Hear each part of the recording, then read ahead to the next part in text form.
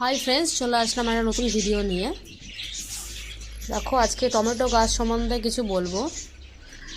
আমার মতন অনেকেই তোমরা করো, মানে আমিও একবার করেছিলাম। তো আমার যে ধরো রাস্তার ধারে কোনো একটা টমেটো গাছ হয়েছে।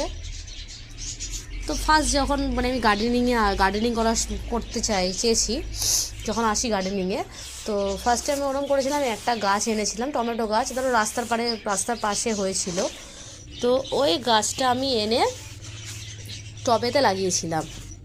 তো সেম যেরকম যত্ন করি সেরকম যত্ন করেছি, গাছে ফুলও এসেছিলো। তো আমি ভাবলাম হয়তো টমেটো হবে, কিন্তু কিছুদিন পরে দেখি না, টমেটো হচ্ছে না, ফুলের মতনই হয়ে আছে।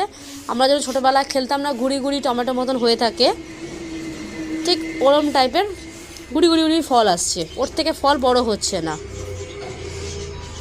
তো সেখান থেকে আমার অভিজ্ঞতা হলো যে টমেটো ভাবে লাগালে হবে না, হাইব্রিড টমেটো সিড আনতে হবে, যেখানে ভালো সিড পাওয়া যায় গাছ করার জন্য, চারা লাগানোর জন্য। তো সেখান থেকে হাইব্রিড সিড নিতে হবে টমেটোর।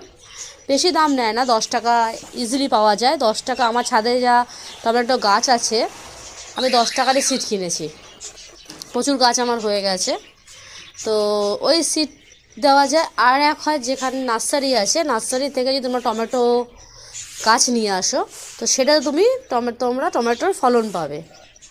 আর টমেটো গাছে আরেকটা জিনিস হচ্ছে, টমেটো গাছে সবসময় যখন টমেটো গাছটা বড় হবে, টমেটো গাছের নিচে যে ডাল বা পাতা যা থাকবে ওগুলোকে ছেড়ে দেবে। তবে কী হবে, টমেটো অনেক ফলন পাবে। কারণ গাছটা তখন ফল দেওয়ার দিকে পুষ্টিটাকে লাগাবে, নিচে গ্রোথের দিকে চিন্তা করবে না। যত আগাছা হবে নিচ থেকে সব ছেড়ে দেবে। আর অবশ্যই টমেটোটা যেখান থেকে ভালো সিড পাওয়া যায় বা ভালো চারা পাওয়া যায় সেখান থেকে কিনবে, হেলদি গাছ কিনবে। আর যেখান থেকে তোমার সিড পাওয়া যায় সেখান থেকে সিড এনে তোমরা করবে। ভিডিওটা দেখার জন্য অসংখ্য